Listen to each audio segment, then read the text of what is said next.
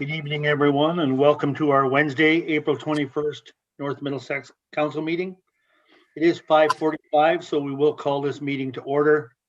Roll call, we're just waiting for Councillor Moyer, who will be joining us in a few minutes. Disclosure of pecuniary interest, if you have any, please send it in writing to our clerk. At this time, I do need a motion to go into quarter revision for the Thompson drain, and the members of the quarter revision will be myself, Deputy Mayor Cornelison, and Councillor Keel. Do you need that motion? Oh, so we do not need a motion to go into quarter revision, just to adjourn it, because we're starting okay. All right. At the beginning. All right, thank you. So at this time, John Lampman, go ahead. Members of the court, what you have in front of you is the quarter revision for the Thompson Drain number 2 extension. The recommendation is that the court of revision confirm the assessment schedules as detailed in Spreet Associates Engineers report dated December 31st, 2020, and that a motion be passed to accept the assessments. So 3 basic things that we look at quarter revision. First is that any land or road has been assessed on an amount that is too high or too low. Any land or road that should have been assessed has not been assessed, and due consideration has not been given to the use being made of land. No appeals have come forth in this manner, so therefore you have a recommendation in front of you. Any questions from the members of the quarter revisions?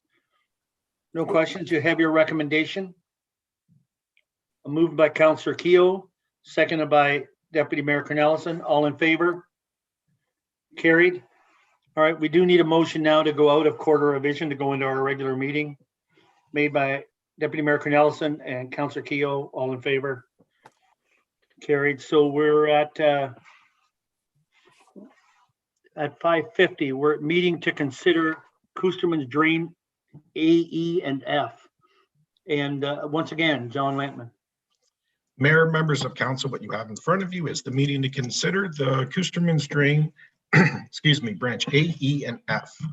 The recommendation is that council receive and accept the final report for the Coosterman's Drain, branch A, E, and F, dated March 31st, 2021, prepared by R. Dobbin Engineering. That council get 2 readings for a provisional bylaw as per section 45 of the Drainage Act, and that the first sitting of the quarter revision on behalf of the Coosterman's Drain, branch A, E, and F, be scheduled to be held on May 19th, 2021. Any questions or concerns with the report, feel free to ask. If not, you have a recommendation in front of you. Okay, so we have no landowners, affected landowners on site or No. present? Okay, questions from council? None. Go ahead, Deputy Mayor Cornelison. Yes, Jonathan, was all the landowners on board and they all approved or supported this drain application? Yeah, this one did have a few people that obviously came on last time that we were discussing, and there's been no appeals since then. Everybody's discussed. There's been conversation, and nobody's against it. Okay, thank you. Any other questions from council? No. Hearing none, we do have a recommendation once again in front of us. Moved by Councillor Keogh, seconded by Councillor Hemming. In favor? In favor? Carried. Thank you.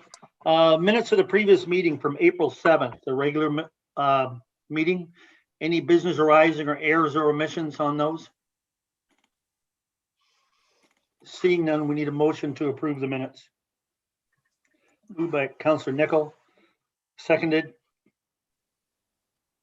Councillor Hemming, all in favor? Carried. All right, I think we're a little bit early here. Does that matter? I would ask you that. No, it's not a public meeting, so we can proceed. Thank you. So we do have Brenda Slater. She's the account manager in municipal relations and from MPAC, and you're going to do your presentation. Welcome, Brenda. Good evening. Thank you very much, Mr. Mayor, members of council, and municipal staff. I appreciate the opportunity to speak with you tonight. It's been a while since I've been out to speak to council, but some familiar faces, which is always nice. So I'm hopeful that you're able to see the presentation. Yep, just hold on a sec. I will share it now. No problem at all. So as you know, I am Brenda Slater. I am the account manager for municipal and stakeholder relations. And the areas that I cover are Middlesex County, Elgin County with St. Thomas, the City of London, and the Municipality of Chatham-Kent. And the first slide, which is just the title slide, speaks to MPAC. And if you're familiar with MPAC, I just want to, sorry about that. I'm just closing my screen a little bit. There we go. Sorry about that. So the first screen, just the title page, again, is just showing that MPAC, we are known to assess and classify all properties in Ontario, and that's all different property types, so residential, commercial, farm, industrial, etc. And as the slide is showing you on the screen, our assessment database is just over 5 million properties, representing over $3 trillion worth of assessment dollars. And interestingly enough, it's 90% of those property types are actually residential. The next slide is actually specifically for North Middlesex. And these are the assessment values for the 2021 taxation year. So the total assessment, and then it's again broken down by the 6 major property classes. And we're just sharing this with you as a dollar amount, as an assessment amount, and then as well as a percentage of that 100%. And these figures are the same as what we shared with you on the assessment change table. And we shared that out in the fall with all municipal finance. And then early in January, we shared that information with council. And so I'm just presenting it to you in a pie chart for different visual.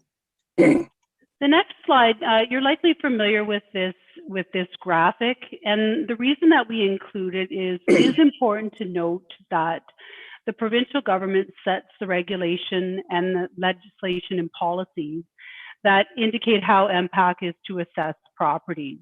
And when there's tax policy issues or changes to the way that we assess our properties, that also falls under the jurisdiction of the provincial government.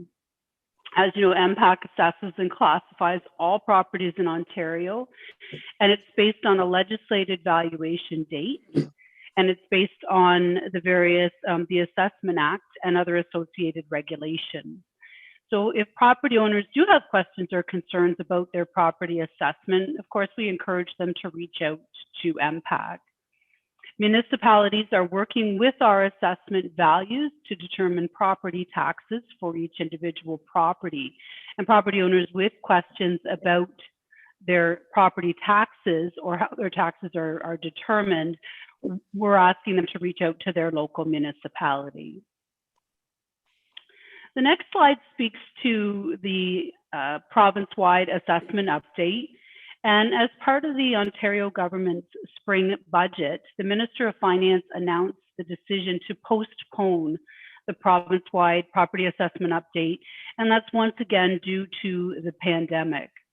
So this means that the property assessments for the 2021 taxation year, and now also for the 2022 property tax year, will continue to be based on the fully phased-in assessment amounts of January 1, 2016. So that is our current legislated valuation date. The budget also noted that they will be having consultations beginning shortly with MPAC as well as municipalities. And there will be consultations on that timing and the valuation date for the next assessment update. And we're hoping that outcomes from that will be communicated later in the fall. So once we know when the next valuation date will be, when the timing will be, and what that assessment update will look like, there's also parameters that were noted that the government does have the ability to adjust the timing and also to adjust the assessment cycle. So we'll know once those announcements come out, then we'll know whether we'll be continuing with a phase-in assessment, whether it'll be a yearly, all of those different possibilities. The next slide, just as a reminder, our values do right now continue to be based on the valuation date of January 1, 2016. And every time that we're making a change to a property right now, whether that be through capturing new assessments, whether that be inquiries from property owners, we're still working with that same valuation date. The next slide, we're just talking about MPAC'S role in the building permit process. And this has been extremely important over the past year, with continuous changes to how we're able to do our property inspections. And depending on the provincial framework for COVID, that certainly impacts the work that we're able to do. Right now, with us being in gray lockdown, all of our field work has paused. So we rely very, very heavily on the electronic information that we're able to receive. So with building permits, we do receive building permits on a monthly basis from North Middlesex. And as well, we also obtain final inspection dates and occupancy dates. And that really, really helps us to know which properties are complete and ready to be assessed this year. As well, we've been relying heavily on municipalities to provide us electronic building permit plans where they are available. And to date, I'm not aware of electronic plans that we've received from North Middlesex, but certainly we work very closely with your building department to capture the information that we require. And I said the final dates, those occupancy dates as well.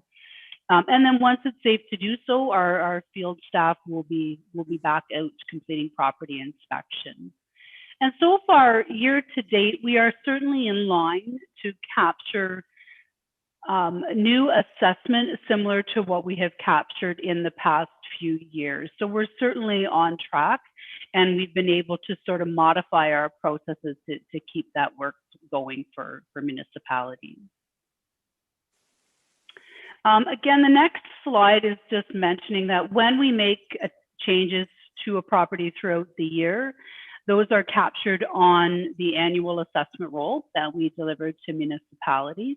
And as well, they're captured on a new property assessment notice. So anytime there's a change to a property assessment, we would be sending out a property assessment notice to that individual property owner. The next slide speaks to about MyProperty, and I know we've talked about this before. You often get questions from constituents and property owners, and we do encourage property owners to reach out to us if they have questions about their assessment. About MyProperty was, I guess, overhauled would be the term, and that was in preparation for the next assessment update. And when the assessment update was paused, we did decide to go ahead and make those improvements to the site and make the site very, very user-friendly so that the property owner experience is a lot more easier for them to find the information and the assessment information we have on their property, and as well to compare to other properties within their neighborhood. The site also allows property owners to file a request for reconsideration. Request for reconsideration, it's free, and you're asking MPAC to review the assessment. Be mindful there are deadlines to file requests for reconsideration. So for the 2021 taxation year, it's March 31st, same as it will be for 2022. If a property owner has received a notice throughout the year or during the year, if we've gone out to assess a building permit, for example, the reconsideration deadline is clearly noted on their property assessment notice. A memo just recently went out to municipalities. I believe that information is also available on our website, that our position, if property owners have filed a reconsideration and they're citing COVID-19 as the reason for that review, there is no change to their assessment as a result of that, due to our valuation date still being January 1, 2016. Now, certainly if there's other issues and concerns and changes to the property, we would certainly address those with the owner.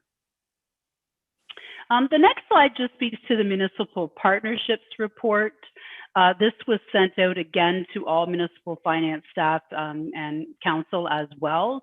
And we also released our 2020 annual report.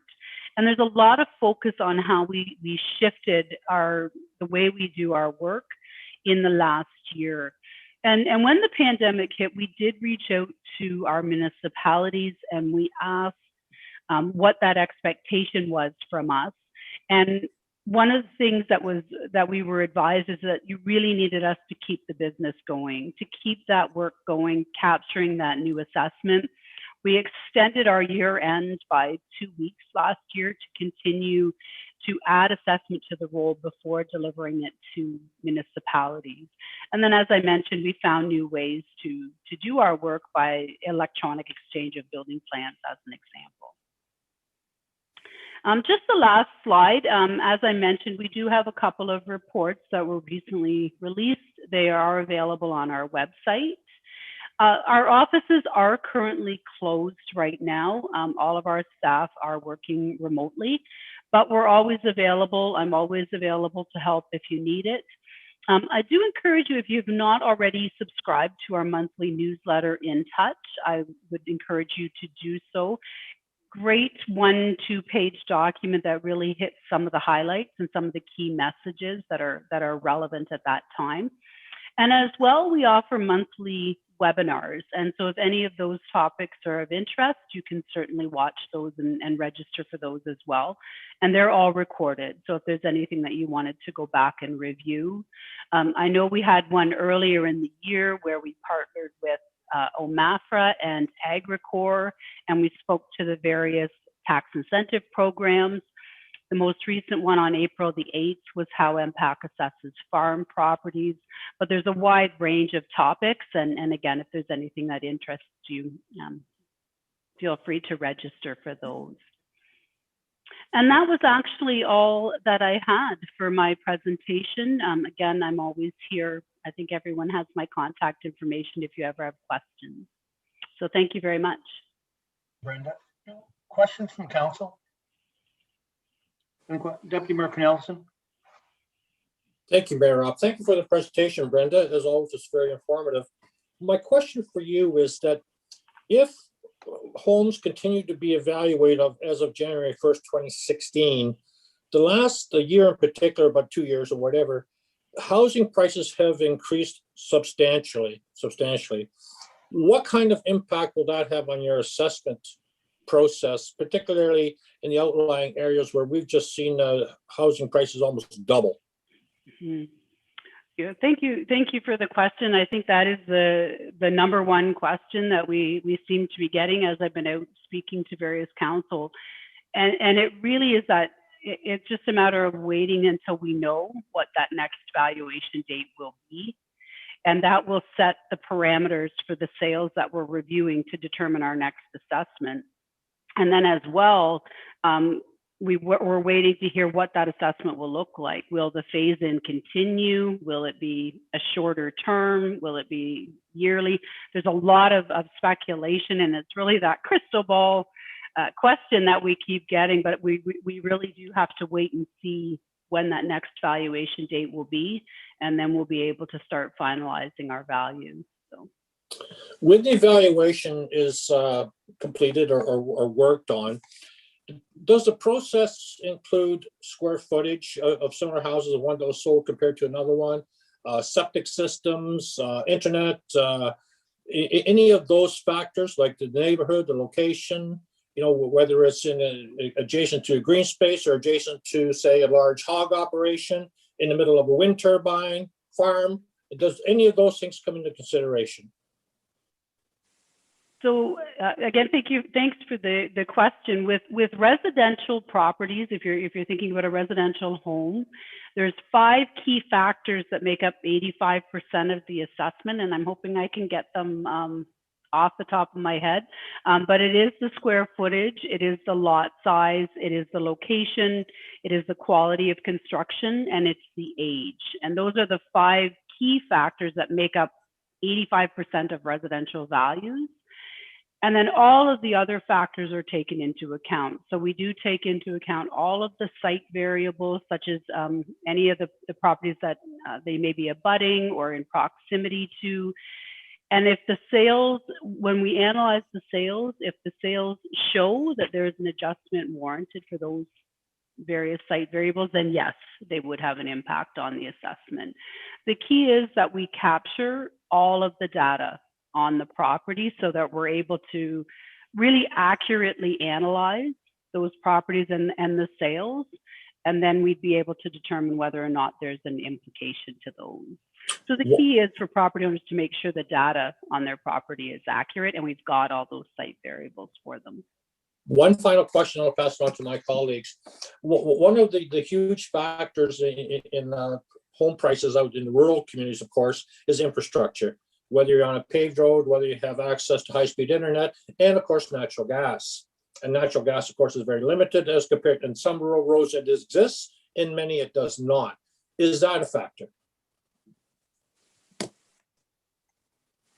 So the only information that we would, again, and it would vary depending on whether you're speaking about a residential property or a farm property as an example, we do make note that the property has heating, right? So there's, whether it be natural gas, et cetera. I think where you may see is if there's no heat, so in the absence of, but that is something that we would capture on the property. I am not aware that it would make an assessment dollar difference. Okay. In terms of location is a big factor. So we do take all the location elements into account. Things like if it's on a busy road, if it's on a, you know, a main artery, a main street, those types of things may have an impact. And then the other piece that you mentioned was the Wi-Fi. That type of information we do not take into account. Okay, thank you.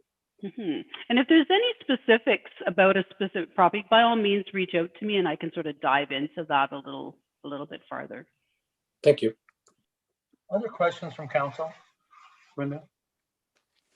Other questions? One thing I would comment on, it's very nice to hear that we know early that 2022 is remaining static as well.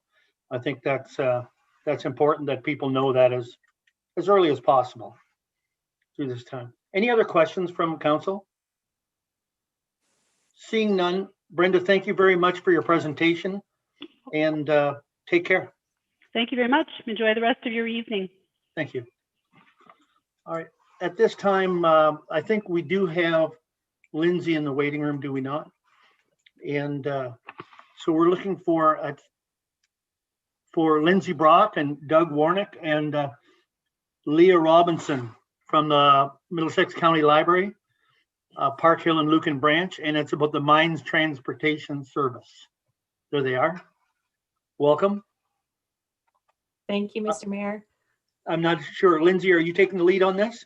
Yeah, I can do a bit of an introduction and then I'm gonna share the presentation. Sounds good.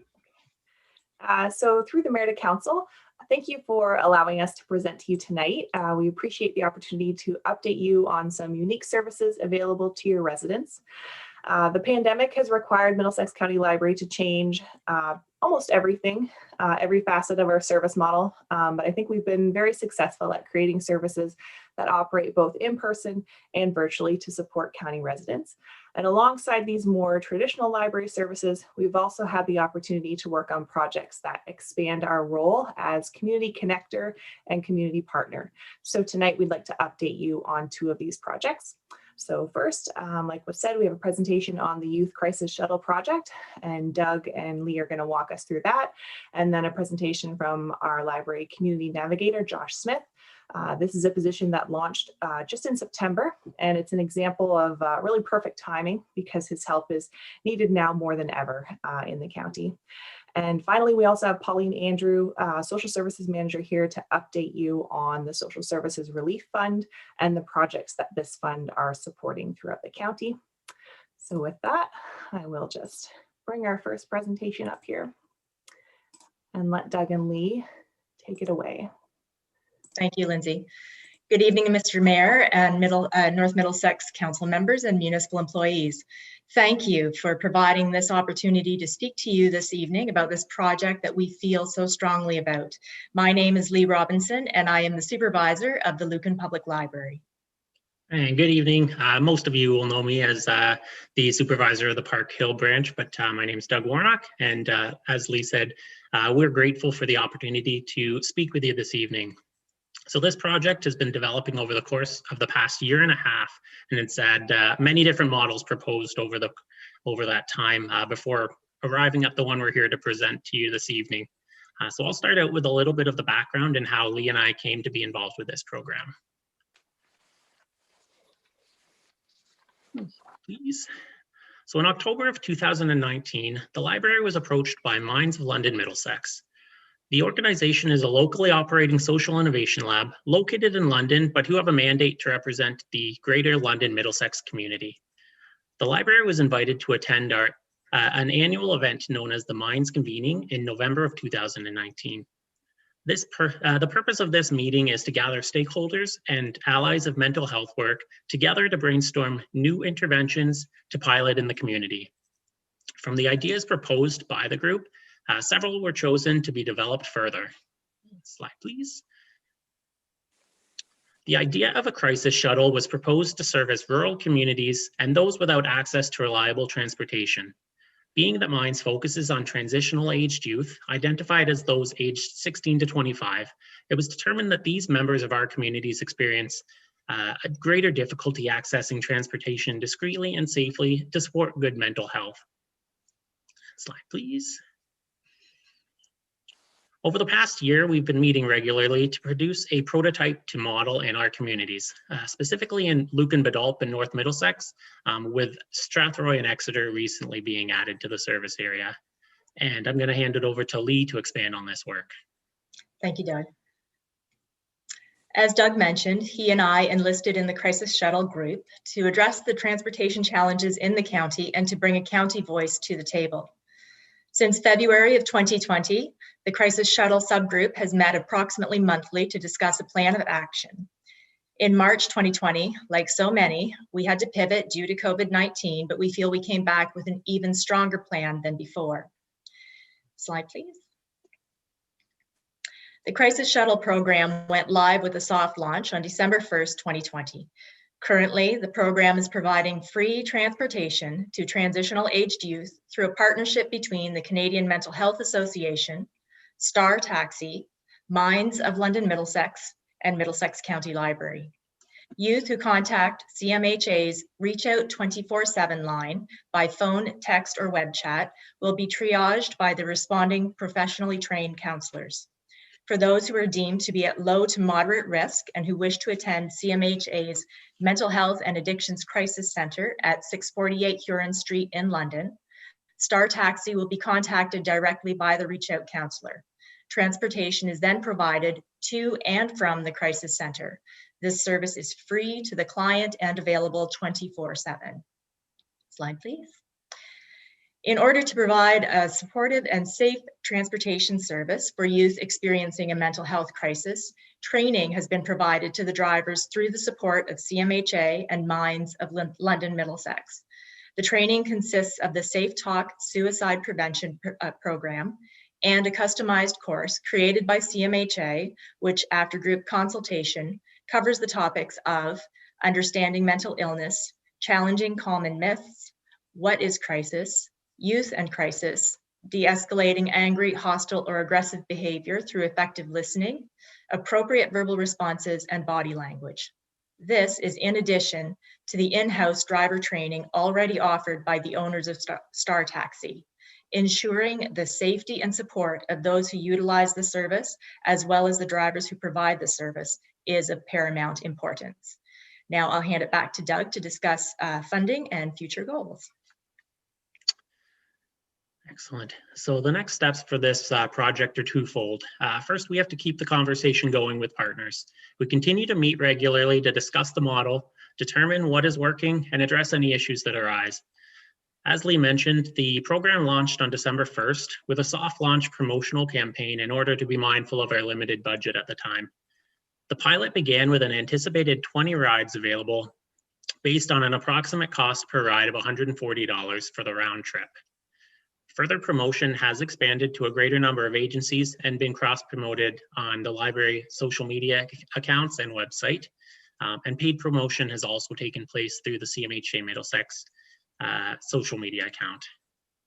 A press release was developed with the aid of Lisa DeBoer, the Economic Development Officer for Lucan and Biddulph, which gained some attention from several local media outlets and was distributed by Lawson Health Research Institute, which is the parent organization for MINES. Next slide, please. And the second and directly related next step is reaching out to the broader community, leveraging existing relationships with the community groups and seeking outside funding resources. Lee and I have received generous support from several groups in our communities, including the Optimist Club of Park Hill, the Lucan District Lion Club, and the Optimist Club of Lucan. The Wraith family of Lucan have also expressed interest in providing fundraising for this and future health initiatives in the area. Next slide, please. And MINES works to develop these interventions in consultation with community agencies in order to allow for a warm transfer of successful projects back to those agencies that will help them keep them operating well. The partnership with CMHA and Star Taxi looks to be a good fit for this to take place, and Lee and I are going to remain a part of this discussion. And just to finish up, it has been exciting to be a part of this project, seeing the strength of community agencies coming together to tackle an issue through collaborative thinking, and being a part of that discussion has been a really wonderful experience. And we're going to open it up to any questions you might have. Thanks very much for having us. Doug and Leah, questions from council? Deputy Mayor Cornelison? Thank you, Mayor Rob. And then Councillor McClinchy after that. Thank you, Mayor Rob. Good presentation. I certainly appreciated it. When you talk of youth, is that the age group up to what? Up to 29? So the group that they specifically cover with MINES, so that's our target area, is 16 to 25. But there is a little bit of wiggle room, like if somebody slightly older called, they wouldn't be necessarily turned away. Those kinds of demographic information is sometimes hard to capture over the reach out line. So there is some flexibility in there for sure. Okay, and so the primary role is to assist youth with accessing support such as counseling, I assume, and medical care, et cetera, et cetera. Yeah. And addiction services as well. Yeah, so the crisis center in London is a full gamut. They will take in people who are experiencing some level of we did mention that it's mild to moderate state. So it's somebody who might be having thoughts of suicide, but they just need to really have that ear that they can talk to somebody, but they're not in a really agitated state. In that case, it would be a phone call to a different service, right?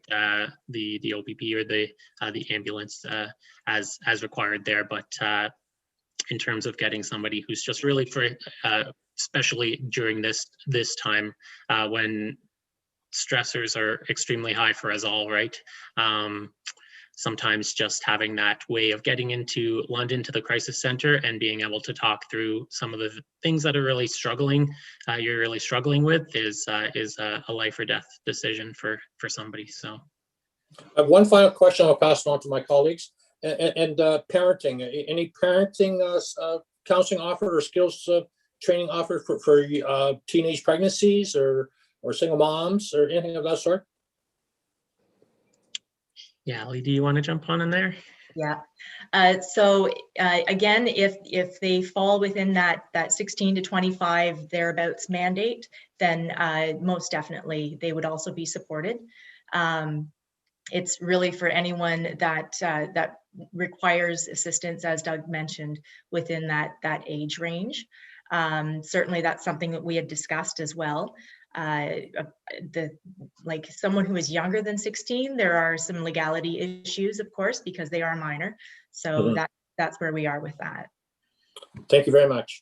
Thank you. Councillor McClinchy. How is this information distributed, or the service? Is it through media? Is it one-on-one? Is there, how do these youth know what services are available? How is that put out to them?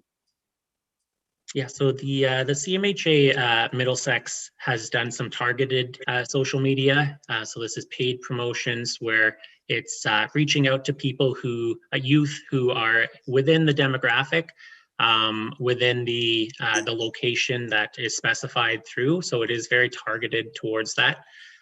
We've done a few promotional campaigns of that nature, as well as press release. So it is sort of that little bit of word of mouth. We're hoping to get into high schools. I mean, they're not at school at the moment, but sort of making sure that guidance counselors and just sort of this information. This is why we're presenting to you as well. We just want to bring this message to as many people as possible, because that's how these smaller initiatives really take foot there. If, like, for instance, if I knew a few youth that could use this service, could I forward that information on to them or give them numbers? How do I go out doing that? Yeah, the reach out line is the best contact for that. Lee, do you have that? I most definitely. Yeah, The that number information? handy. I did, yes. Let me see whether I can track that. The largest intake part is that reach out line. So Star Taxi, who I'm not sure if you guys are familiar with, but they're located. They service a great area. I think primarily located in Lucan, but they travel all over the place. They already were doing some of this work before we made the connections with them. So this is just helping. So they have done a lot of work on a corporate level there, just to get message out there. And Lori, who's the president of that organization, has really adopted this program and worked really hard to get the message out there as well. Just one more question. Can these like posters be posted in the post office or in the municipal building or in the information boards? Yep. Yes, the more places that we can get it, the better. We've got COVID restricts some of that access at the moment, but outside of the in the display board outside of our North Middlesex shared services building there, that poster is out there, and I am happy to connect. If you want to connect with me, I'm happy to get you some print copies of that as well. Is it on the website? We can send the PDF to Jackie or whoever to distribute as well. Is it on the website? This information service? On our website, yes.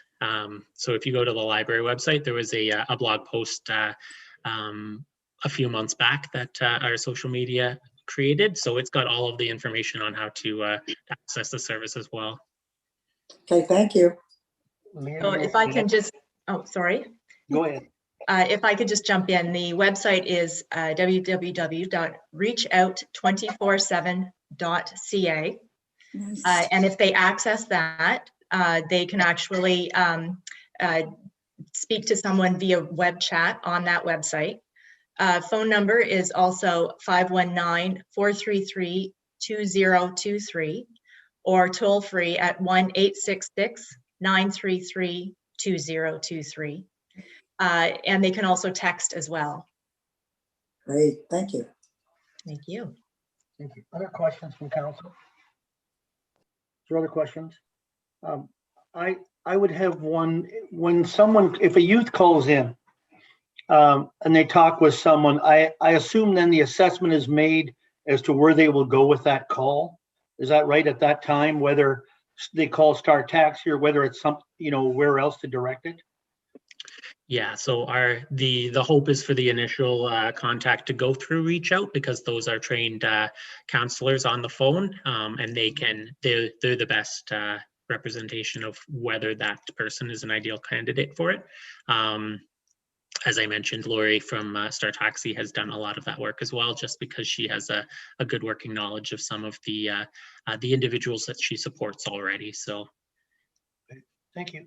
My other question would be, I guess, are you happy with the starting of this program, or with the success of it, or do you have other avenues you're going to add to it?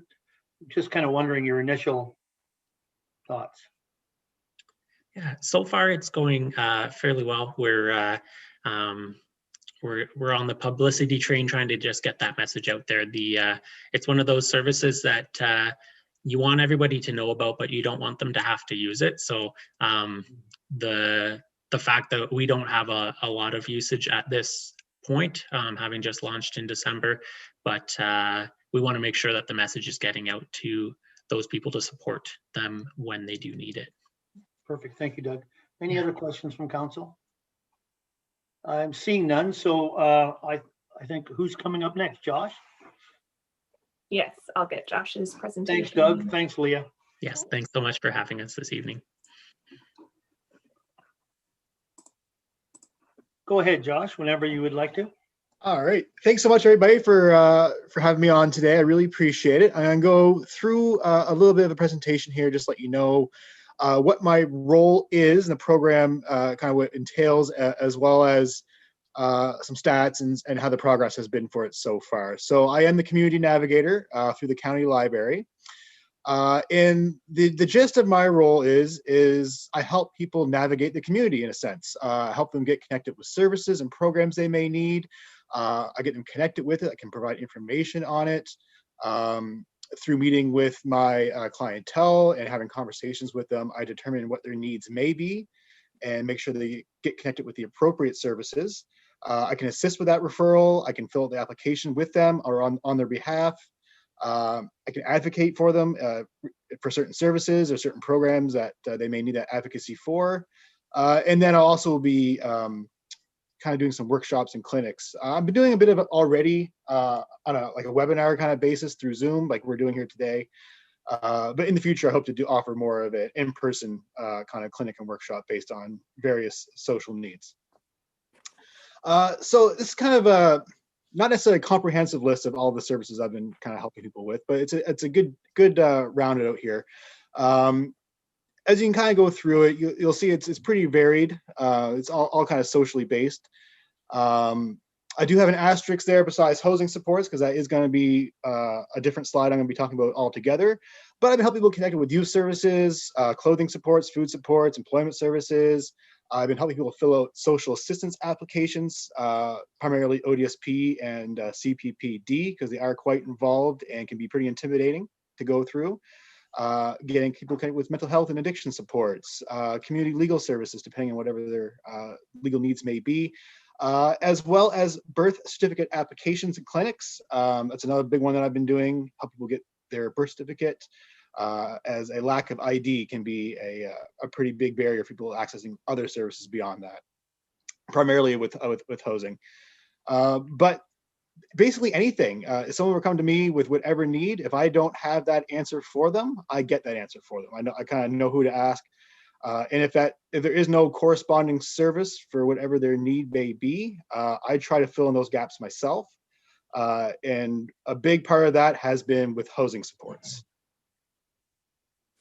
So what can I do to help with housing? A big part of it is help people get connected with social housing, rent geared to income, as well as the Canada Ontario housing benefit. Again, pretty big applications here, pretty intimidating to get through. I've been helping people get through the application, filling it out with them, submitting it on their behalf. I'm in almost daily contact with the Housing Access Centre in London to help them out.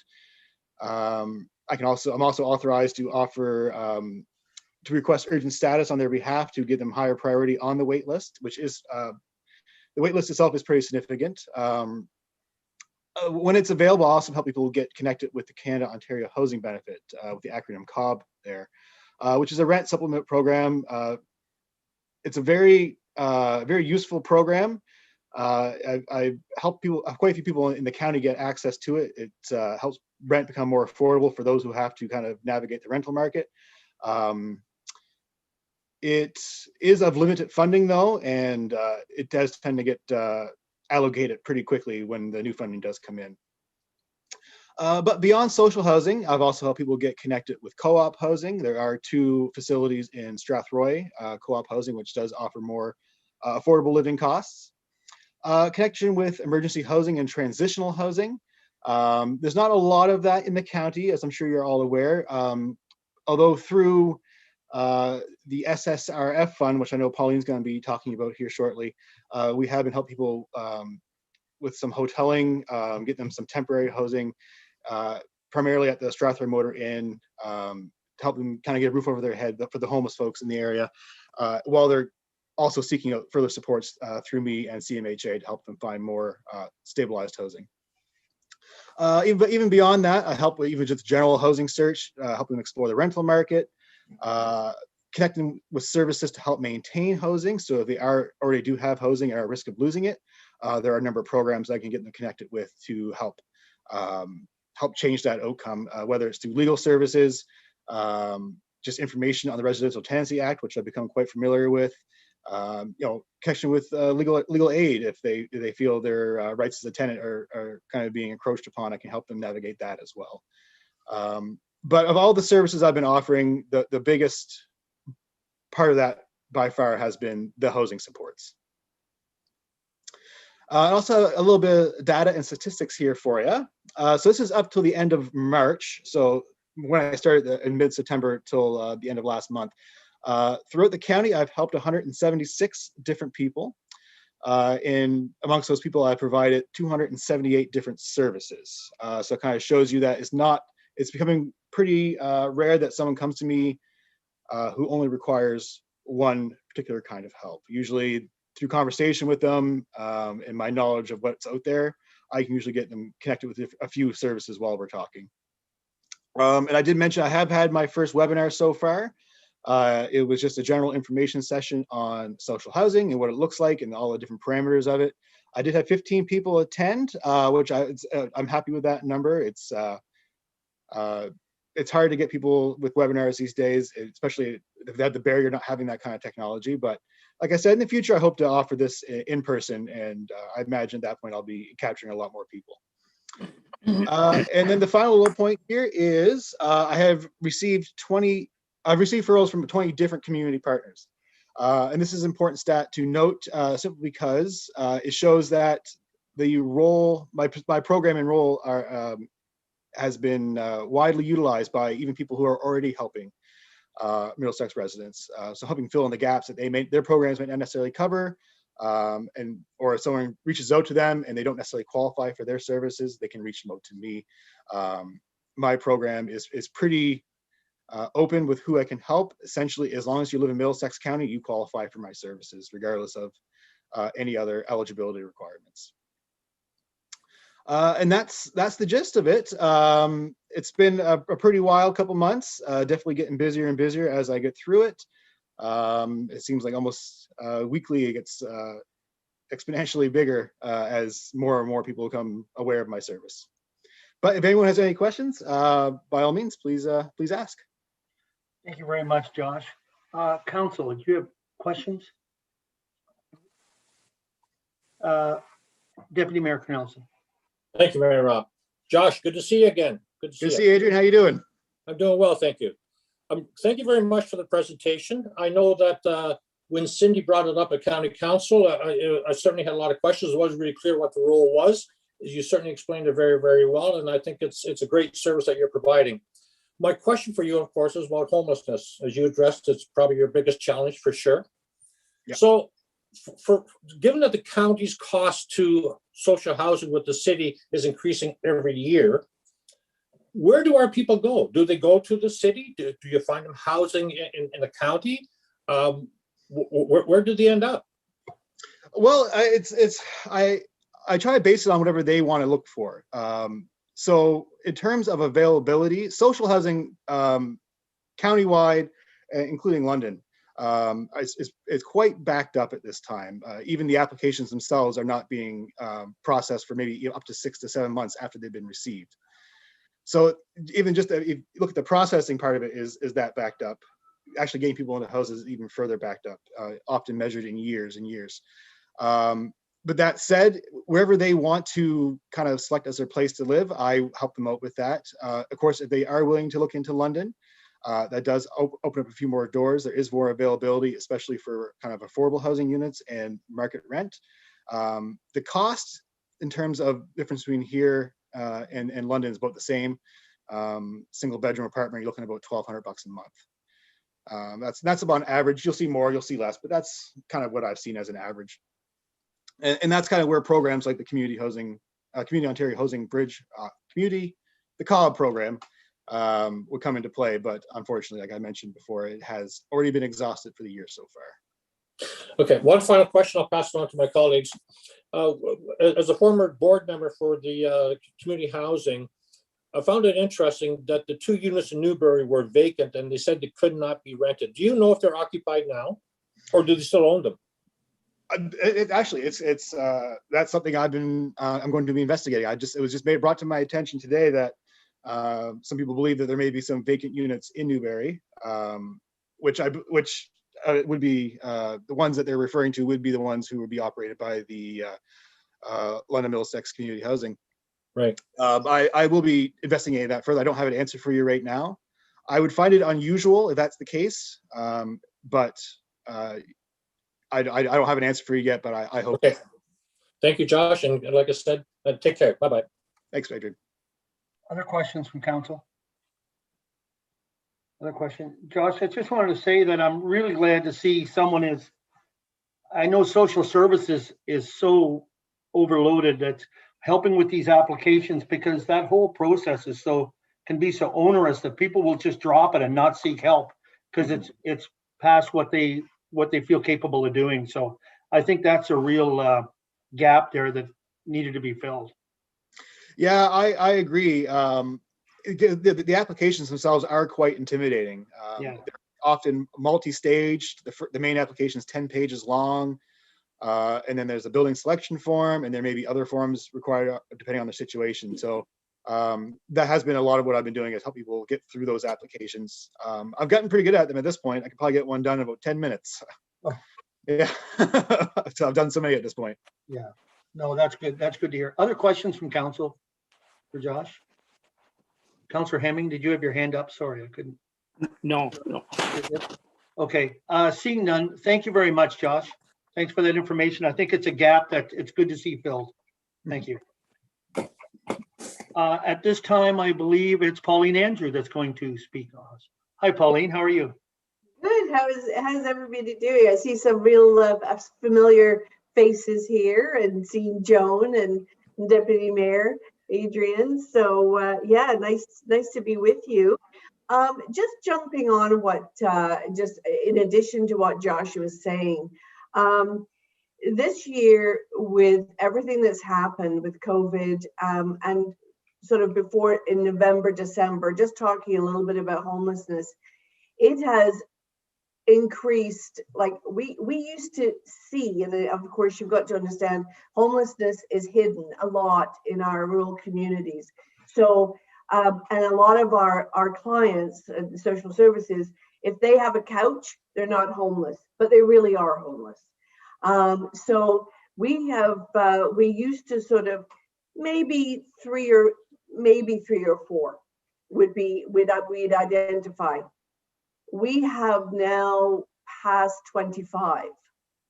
So, and that primarily in Strathroy, but we had a client today in Lucan. There was someone on the highway that somebody picked up, brought into Strathroy, and now we're putting, the person in a motel.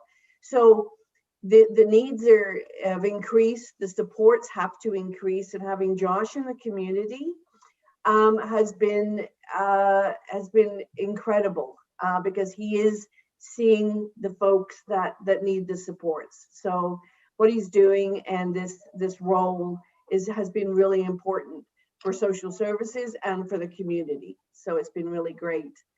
The other thing, just to touch on, is the Canada Ontario Housing Benefit. That for us in the rural communities is a key funding we have to have that funding. It's a subsidized, it's a supplement, it's a subsidized funding that we need. And unfortunately, a lot of our clients and our residents that are on the housing list, they have to look for market rent. They want a home. They want to build a home.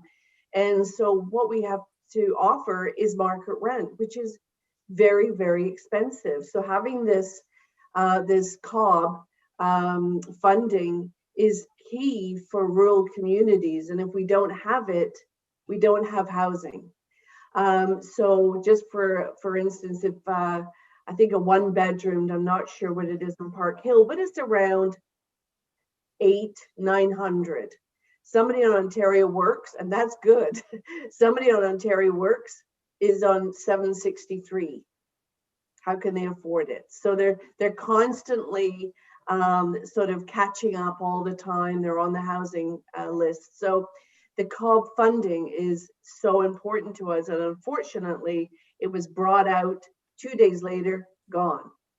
They didn't have enough funding. So that was like a detriment to those folks that we wanted to serve. But anyway, I could go on and on about that. So anyway, so I just wanted to touch base with everybody about, I don't know if you've heard about the Social Services Relief Fund. Has anybody heard about it? No? Okay, just a little overview. The housing and homeless sectors in Ontario had to rethink how they provided services to individuals experiencing homelessness due to the COVID outbreak.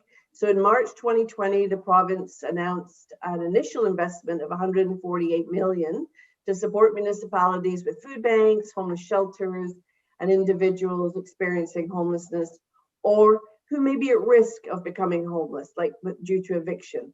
The county received over $36,000 from the province, from the Provincial Social Services Relief Fund, and that went towards community. Some went to community programs. There was some displaced victims of fire, the Albert Street fire, hotels in London that people wanted to go to because Strathroy Motor Inn was full, and the youth hub, the personal items in the pantry, food banks, hotel stays, local transportation, taxis, and rent arrears. So that was phase 1.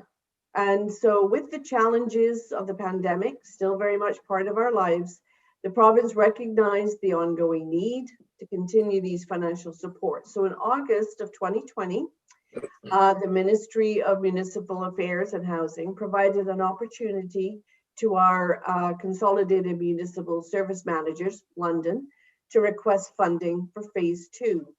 So Middlesex Social Services submitted a business plan to MMAH and was successful in receiving over $346,000. This funding was to continue providing ongoing services and supports to address the needs of the vulnerable individuals in our community. The funding had to be used up by March 31st. So basically we had 4 or 5 months to use up $346,000, and we did. The response was overwhelming. We reached out to our community partners, our local groups, to ensure that they knew about the funding, and we were able to accommodate many, if not most, of their requests. We also created with this phase 2, we created a whatever it takes fund. So that included motels, storage unit, moving fees, move-in kits. So if somebody moves out of homelessness to a home, they don't have dishes, they don't have a couch, they don't have a bed. So we wanted some funding to go towards that. We actually also supported kennels. So if somebody is, we have found women and families in the Women's Rural Resource Center that may have had to have left, flee a home due to domestic violence, but they wanted to bring their pets, but they can't take it to the shelter. So we would house the pets through this funding. A lot of evictions, cutoff prevention, cell phones, so you're keeping connected to the community, grocery cards, personal hygiene items, PPE, so everybody is safe and transportation. So that, whatever fund, we had a lot of things going under that. So now we're looking for phase 3. So recently information was shared by the Ministry of Municipal Affairs and Housing about phase 3 being available. So once again, we submitted a phase 3 business plan and we're currently waiting for approval. So we want to continue providing these much needed supports in our communities because they are very much needed. So are there any questions? Questions from council? I would start, Pauline, when do you hope to hear about phase 3 funding? When do you? Well, that's a really good question, Mayor Rowe, because we've been asking for the last 3 weeks. When we got word of the phase 2, it was fairly quick, but we're not sure. We have put it in, the service managers have approval. It just needs approval from the ministry. So once we get that approved, we're off to the races again. And we have a lot of folks that still need that support. Okay, thank you. Other questions from council? Deputy Mayor Nelson. Thank you, Mayor Rob. I'm not sure, Pauline, my question is directed at yourself or Josh, because I actually thought of something I wanted to ask earlier and it slipped my mind. At our last county council meeting, Cindy brought up, mentioned something about dental services, a new dental clinic that was opening up for people without dental plans or on social assistance. Do you know the name of it and where it's located? Either of you? It was in a news, I can forward that to you. I would appreciate that. Yeah, I will forward that to you. Yeah, Pauline, I can do that. Pauline, can you forward that to Jackie and then maybe she could get it out to all of council? For sure. Please? Yep. Forward. Thank you. Other questions from council? No other questions? Listen, I'm really glad to have this presentation because there's all this work being done that people aren't aware of, and the need that is in Middlesex County that people aren't aware of.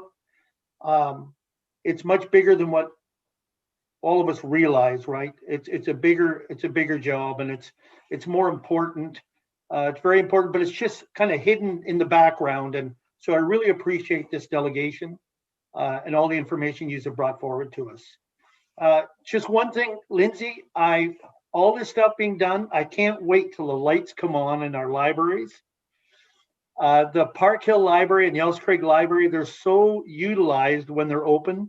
They're really well used by the community, and I look forward to the day that we can turn them lights on. So do I. I share your sentiments exactly. And I just want to mention that when that is possible, Josh will be traveling around specifically to the comprehensive branches. So he'll be spending time in Park Hill and in the other branches, bringing those services right to your residents. But yes, I hope it's a day very soon. Yes, so do we.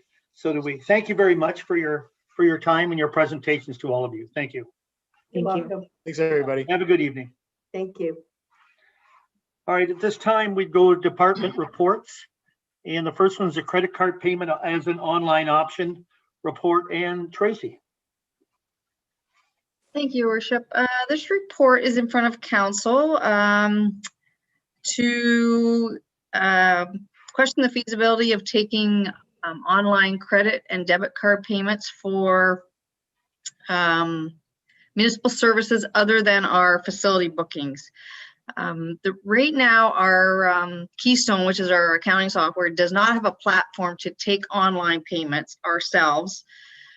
We could take credit card payments at the desk, but we would be accruing all the service charges. So this report is putting forward that we use Paymentus as a third-party option.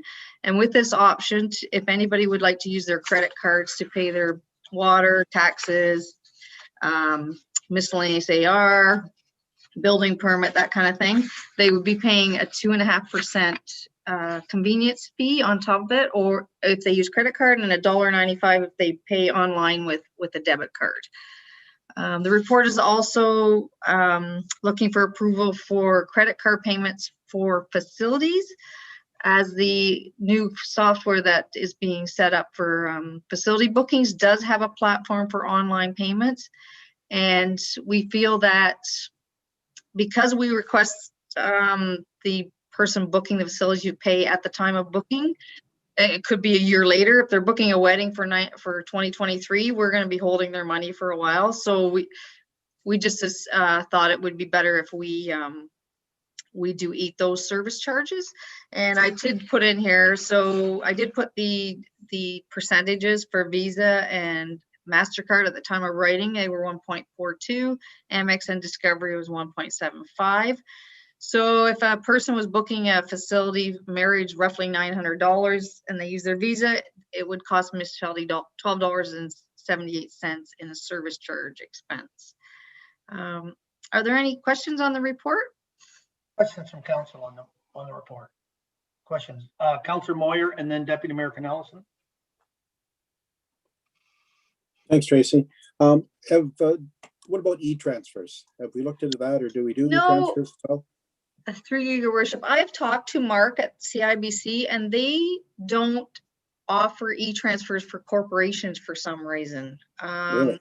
Yeah, he's looking into it, but I've asked a couple times why we couldn't set it up. But right now, we haven't got that set up. So I know we get asked that a lot to do an e-transfer. Yeah, I mean, it's not for old guys like me, but it seems to be the way that the future's going. Yeah. Thanks. Deputy Mayor Canellison. Thank you, Mayor Rob. Tracy, did I understand you correctly to say that the municipality is not equipped to currently handle online payments? Not with our accounting software. So you'd have to have a platform where it would pull the payment in and make the payment for you. We could take payments at the counter with a credit card the same way we do a debit, and the girls would have to enter it. We just don't have the platform for people to dial in and pay online. But the software for the facility bookings will have that platform. So just so I understand this clearly then, if I take my bill to the bank, the Royal Bank, it's not even in Park Hill, and I say I want to pay the municipality, I want to pay my taxes for the municipality in North Middlesex, can that be done? Yes, they can pay it there, and then they fax us. We get faxes every day of people that have paid at the bank. Okay, all right. Other questions? Councillor McClinchy. Tracy, or anybody from the office could answer. Is there a big demand for debits and visas, or what is it most they paid? Is it through check, cash when they pay their accounts? Right now, through you, Your Worship, right now it is through debit or checks or cash because that's the only thing we offer. We have had people ask for credit cards, but I'm not, with this report, I'm not suggesting we take credit cards in at the counter because we would be accruing a lot of service charges. I'm suggesting that we go with this third party. If they want to pay it online with a credit card, they can. They're going to get the 2.5% convenience fee that goes right to that corporation. We don't see anything. All we see is the money that we were expecting for the bill, water, tax, whatever. Except for, like I said, for facility bookings, because that's kind of a different. Thank you. Thanks. Councillor Moyer, you had a follow-up question? Yeah, I think I was one that had mentioned I had some inquiries about credit card payments. Most of them have been wanting to pay over the counter. They're like you know, a POS. Yep, and that, I mean, if that's council's wish, we could certainly set our terminals up to take credit cards. The terminals right now that we have the counter are not set up to take credit cards. That's pretty easily changed, but that would be council's decision whether they want to have the service charge at the counter. Yeah, I know. In our business, there are some people that if they are paying by credit card, they're informed that there will be a 2% increase, and then they decide if they want to pay that or not at the time. Yes, so a lot of municipalities have it built right in. If you're going to use a credit card counter, you're going to charge a convenience fee. Yeah, it seems, I think we've had more inquiries about people wanting to pay at the counter rather than online. I think there's still some hesitancy from some of the some of the people to pay online still. Other follow-up questions? Any other questions? I'm disappointed that we can't do e-transfers, I have to say, Tracy. Yeah. Because there isn't an extra cost to that. I mean, hopefully the bank will open that up. Because it is becoming more common and there's no extra cost for residents or for us, so. Yeah. I'll send Mark another email today before I leave about e-transfers here, just so he's aware that we're still interested. Okay. Right. Yeah. Thank you. Okay, so any other questions from council? If not, we have a recommendation in front of us. What's your wish? So I'll move the recommendation. Move the recommendation by Deputy Mayor Nelson. A seconder? Seconded by Councillor McClinchy. In favor? In favor, yes? Okay, it's carried. Thank you. Thanks, Tracy. 2020 property tax receivable report. And once again, Tracy. Thank you, Your Worship. This is just an annual report I like to bring to council just to show where we're sitting with collections for our property taxes. This year we're a little higher. We're at 6.1% outstanding, a little higher than last year, but still we're in a good, we're in the low risk indicator for our collections. Are there any questions? It's basically just an information report. So. Any questions on the report? No. No questions. Someone move the report. Councillor Nickel, Councillor Moyer, all in favor? Carried. Thanks, Tracy. C is a verbal update on the renewal of the community information kiosk at 135 Ellis Craig Main Street. And Mike, I believe you're doing that. Yes, through your mayor, to members of council, brief verbal update. This is probably the simplest agreement I've seen at the municipality since I've been here. It's just basically a one-pager. We're looking to renew it for another 5 years. Just basically new contacts at the Village Association and through the credit union. Main Street Credit Union, just as an aside, is very supportive of the signage and would like to keep it on their property and move forward with it. Mike, just on that, there's no cost to the municipality with that, correct? The Village Association keeps that up, pays Yep, up? they maintain it and then keep it up. Yep. Okay, any other questions for Mike on that? We need to move oh, Jackie, go ahead. Is that coming up in the bylaw? Yeah, actually, I shouldn't have put motion there, so I do apologize. We don't need a motion there. Okay, we'll just do it on bylaw. Yes. Thanks, Mike. If there's no other questions. So D is the Van Massenhoven drain tender results. And John Lampman, where'd you go, John? Oh, there you are. You're muted, John. Mayor, members of council, what you have in front of you is a recommendation to receive this report and direct staff to award the construction of the Van Massenhoven drain tender to Van Bree Drainage and Bulldozing Limited in the amount of $370,532.65. If there's any questions or concerns, please feel free to ask. If not, you have a recommendation in front of you. Questions from council? I just make a comment on it, John. All the tender results, they were very close. They were. That's about as close as I have seen on from a group of on the tender results. Yeah. And it's a decent sized drain too. Yeah. So, yeah. So it was very close to tenders. Any other questions? Seeing none, we have a recommendation. Councillor Moyer, Councillor Keogh, all in favor? All in favor, carried. Thank you. Passing of accounts. Your Worship, this report is looking for approval for the payment of the bills and accounts in the amount of $571,793.40. Are there any questions on the accounts payable? Questions from the accounts?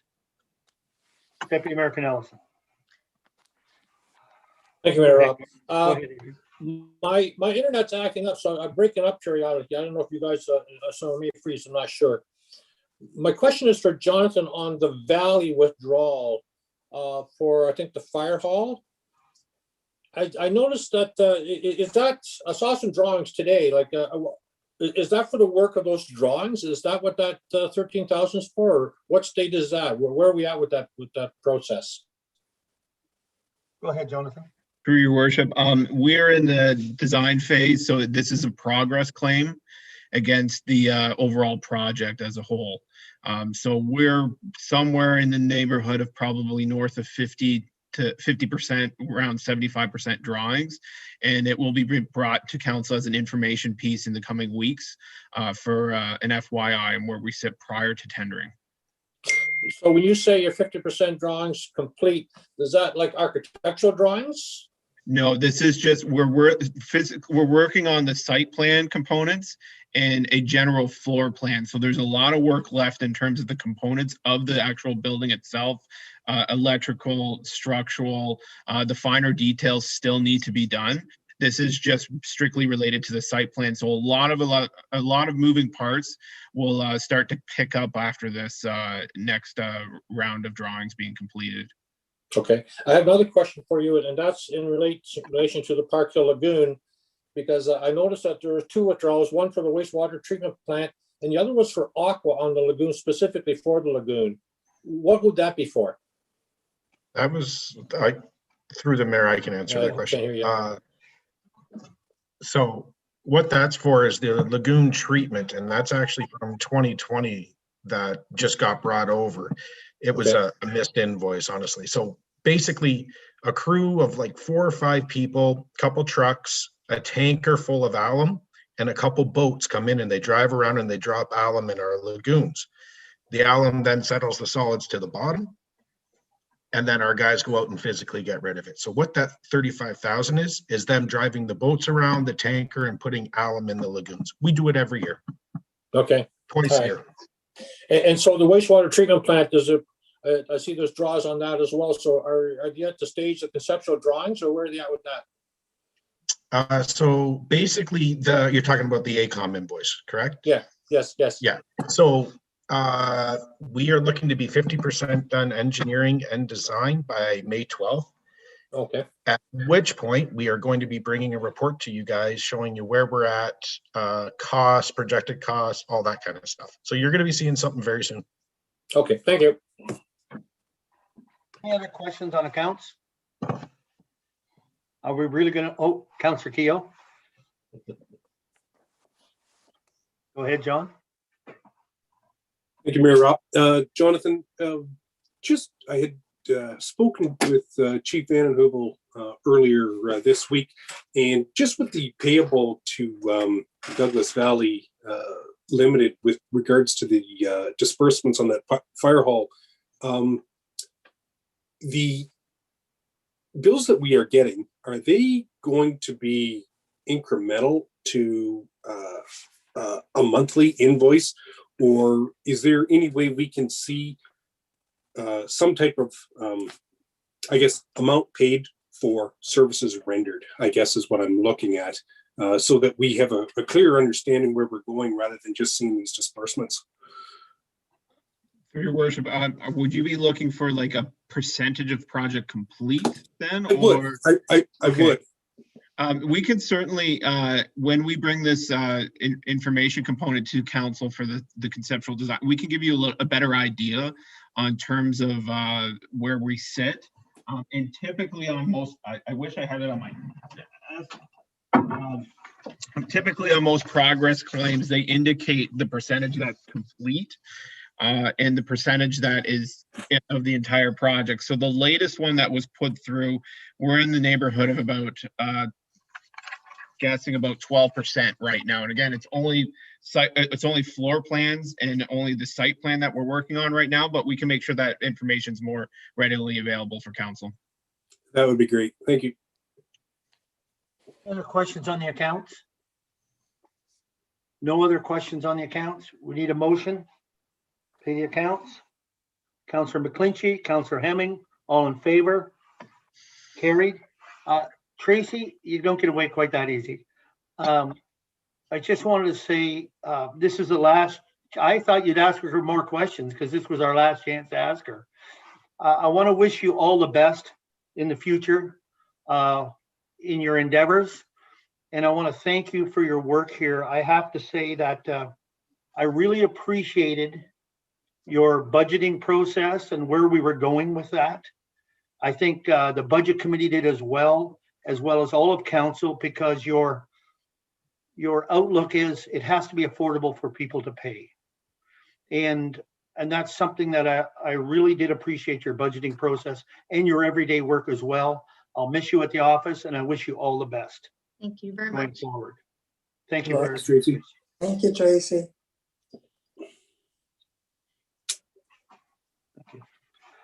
All right, committee reports. South Huron Primary Water, Councillor Hemming, anything? No. Nothing? ABCA, Adrian, anything you want to add? Yes. I just wanted to share with you that the Sullivan Bayfield identified that the lake has actually dropped by 1 foot from this time last year, which I think is really good news.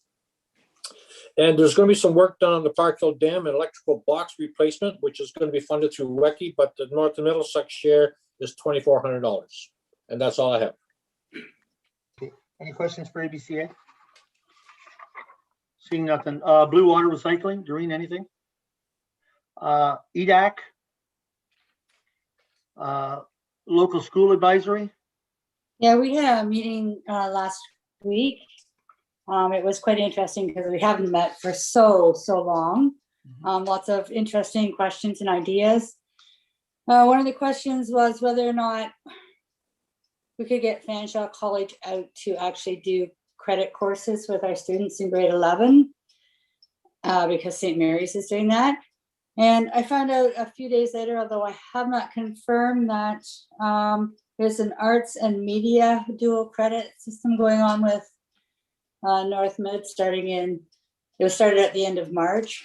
However, obviously it's online right now, but I think that we need to we talked about doing more research into getting them to physically be at this school, but with COVID right now, we're sort of stuck. But so ongoing discussions. Okay. Councillor Hemming? Yeah, Joan, you're going on about that Fanshawe credits. The high school did do it at one point, because I know my son, he got credits in there. So I didn't realize they'd stop that. Yeah, no, they do have dual credits. What I'm pushing for is to have them actually come to the high school instead of the students going to them. So, for example, St. Mary's has sheet metal working, things like that. So it's all blue collar work. Maybe one course this year, a different course the next. Just something that we can start looking into. Yeah. Okay. Okay. Adrian, go ahead. Deputy Mayor. Thank you. Thank you, Mayor Rob. I just wanted to share with council that the Rural Task Force is looking to initiate some community consultations regarding rural schools and the importance of them in the rural community. I would like to offer some of our resources to hold a community consultation when the pandemic allows, but I'd like council support in that. So if that's okay, then I would bring it up at the next Rural Task Force meeting that North Middlesex would make a facility available. Well, council's wish. I'm sure. Yeah, by all means. Okay. By all means. All right, then I'll do that. Thank you. Okay. Yeah, that'd be great. Anything else for the school advisory committee? No, we had like I said, it was been so long since we met. We went over a lot of things. I'm sure the next meeting in 2 months will be also very interesting. So. Okay. Great. Thanks. Recreation committee. Nothing unless Brandon's got something. Nothing right now, Brandon. Water, wastewater, Councilor Moyer, nothing there.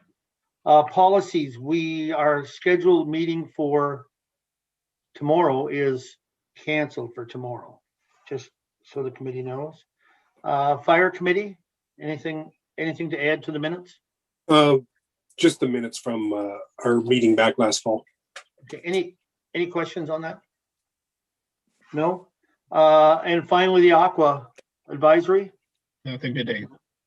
The steering committee, John Lampman, you can, like, that meeting has been canceled.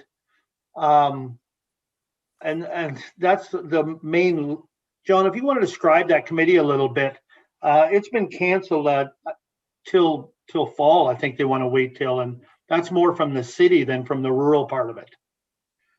Yeah, so basically, Andrew Henry, the CAO of Huron and Elgin Water, is endeavoring and basically giving legal standing to the water system that provides, the better part of London, Middlesex, Elgin counties water, north of 500,000 people. It currently doesn't really have any standing. So he's trying to get all the municipalities, cities, everybody involved, everybody come to some sort of conclusion and get some legal standing in a very basic way. We had our initial inaugural meeting. Everybody showed up. It quickly changed. The topic of discussion quickly changed on it. And Andrew's been trying to put it together since, I forget when the initial meeting was, but it's been months. And it just keeps getting delayed and pushed back. It's a tough endeavor that Andrew's taking on, to be quite honest. And so the one thing that we're trying to do is get the people here from the west, north and west of London, like coming from Lake Huron, get them together to chat about this, to at least sort of have a common front on it. It's something that really does need to happen.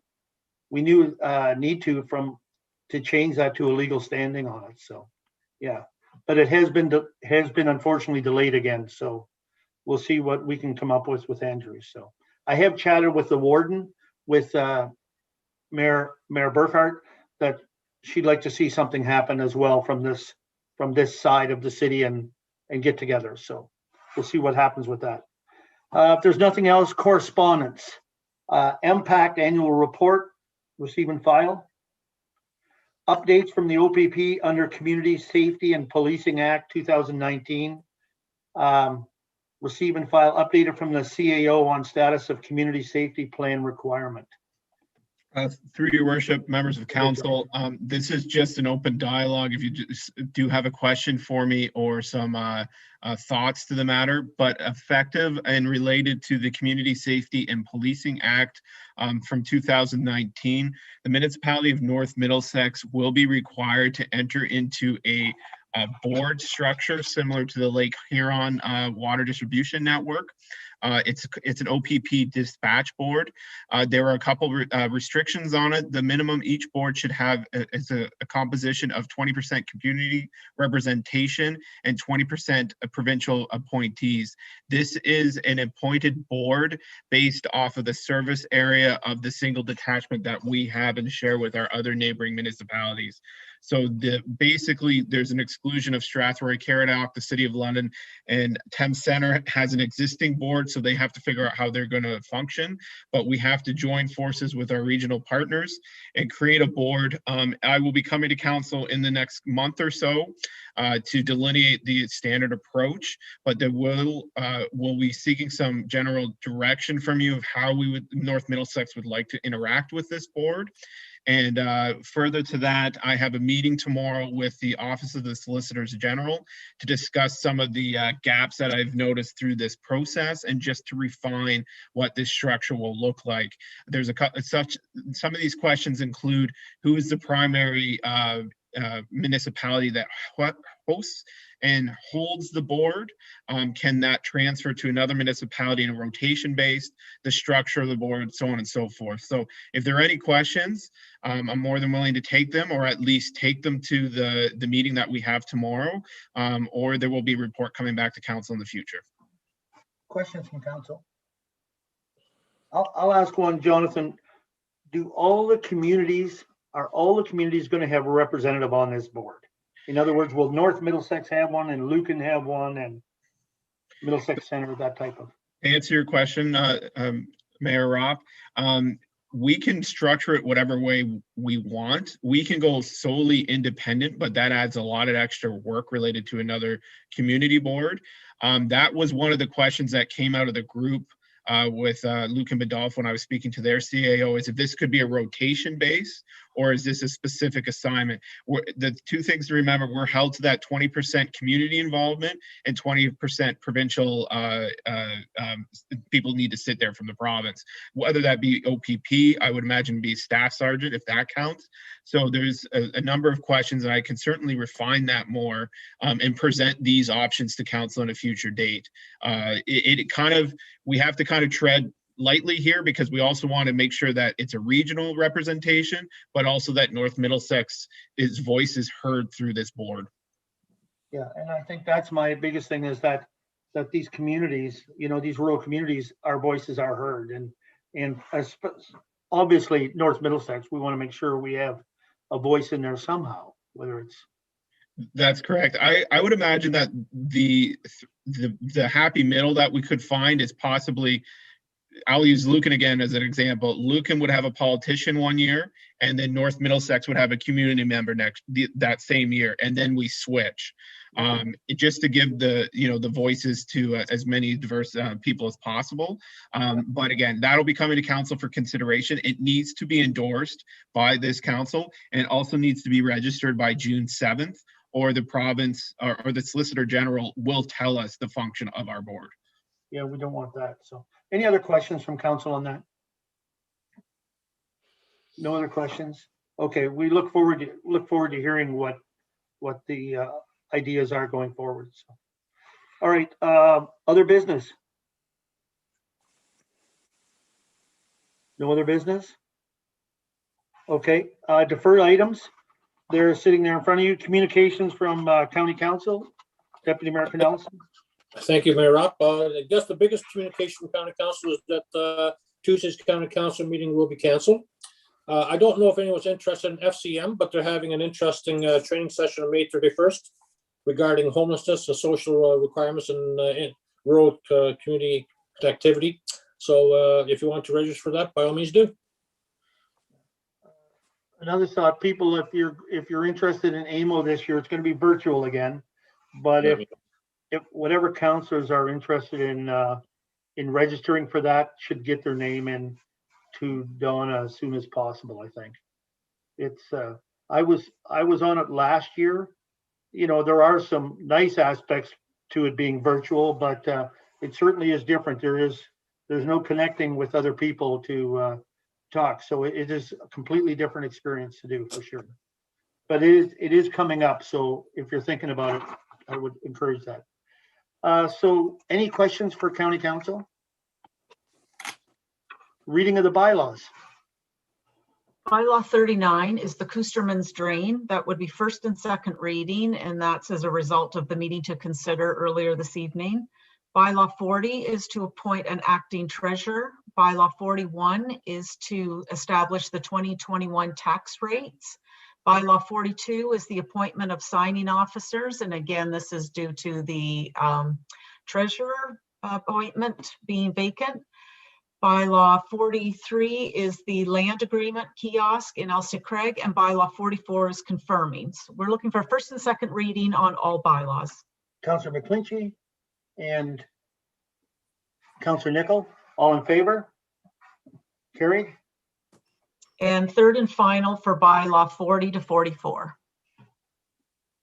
Councillor Moyer and Councillor Hemming, all in favor? Carried. Thank you. And closed meetings, we have nothing. And so we only have one motion left. Moved by Councillor McClinchy to adjourn, seconded by Councillor Keogh, all in favor. Carried. Thanks, everyone. Tracy, best of luck. Thank you. Bye, guys. Bye, Tracy. Bye. Good luck. Been a pleasure working with you, Trace. Yeah. Don't be a stranger, Tracy. Okay. I'm coming for a Caesar. You're on. Bye-bye.